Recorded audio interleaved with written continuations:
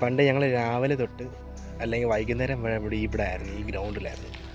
ഇപ്പോൾ ഈ ground full കാട് പിടിച്ച് ഇവിടെ ഇപ്പോൾ ആരും ഇങ്ങോട്ട് വരത്തില്ല. എല്ലാവർക്കും പേടിയെന്ന് വെച്ചാൽ പറയാൻ പറ്റത്തില്ല, ഈ കാടിനിടയ്ക്ക് എന്തൊക്കെ ഉണ്ട്.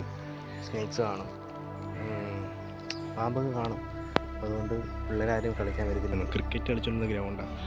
ഇപ്പോൾ ഇവിടെ ഫുള്ള് കാട് പിടിച്ച് എനിക്കിത് കണ്ടു കഴിഞ്ഞിട്ടേ ഈ ഗ്രൗണ്ട് കണ്ടിട്ട് വിഷമവും തോന്നുന്ന ഒരു പേടിയും ഉള്ളിൻ്റെ ഉള്ളിൽ പേടിയുണ്ടെന്ന് വെച്ചാൽ പറയാൻ പറ്റത്തില്ല. ഇവിടെ ഇങ്ങോട്ട് ആരും വരാത്തതുകൊണ്ട് ആളനക്കമൊന്നും ഇല്ലാത്തതുകൊണ്ട് ഈ പാമ്പ് കാണാനൊക്കെ ചാൻസ് ഉണ്ട്, എഴജന്തുക്കൾ കാണാൻ ചാൻസ് ഉണ്ട്.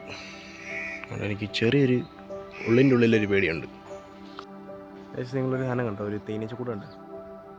തേനീച്ചക്കൂട്ടിരിക്കുന്നുണ്ട് അവിടെ ആ സൈഡിലായിട്ട് മേളിൽ. തേനീച്ചക്കൂട് മാത്രമല്ല, ഗ്രൗണ്ട് നശിച്ചെങ്കിൽ ഇപ്പോൾ നമുക്ക് വിഷമമുണ്ടെങ്കിൽ പോലും നമുക്കൊരു ഇവിടെ ഒരു മരമുണ്ട്. ആ മരം കാണാൻ നമുക്ക് ഉള്ളിൻ്റെ ഉള്ളിൽ കളിക്കുമായിരുന്നു.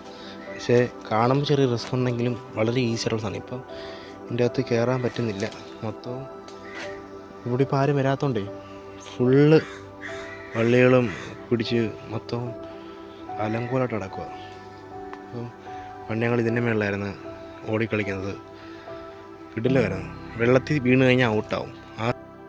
ഈ മരം നോക്കിയേ, ഹെവി മരമില്. ഇത് ബദാം മരം, മുട്ടൻ ബദാം മരമാണ്. പണ്ട് ഇതിൻ്റെ മേളിൽ നിന്നൊക്കെ ബദാം വന്ന് വിടുമ്പോൾ ഞങ്ങൾ കല്ലിത്തേങ്ങ എന്ന് പറയും. ഈ നമ്മുടെയൊക്കെ കല്ലിത്തേങ്ങ എന്നൊക്കെ പറയും. ആ മരമാട്ടത്. ഞങ്ങൾ വന്നത് വെറുതെ ആയില്ല, നമുക്കൊരു തേങ്ങ കിട്ടി. ഓക്കെ, അങ്ങനെ വന്നുകൊണ്ട് ഒരു തേങ്ങ കിട്ടിയിട്ടുണ്ട്. ക്രിക്കറ്റ് കളിക്കുന്നില്ലെങ്കിൽ പോലും ഇത് കാണുമ്പോൾ നമുക്കൊരു മനസ്സിൻ്റെ ഉള്ളിലൊരു കുളിർമയുണ്ട് കേട്ടോ. എല്ലാം ബ്യൂട്ടിഫുള്ളായിട്ട് മരങ്ങൾ നിൽക്കുന്നുണ്ടോ.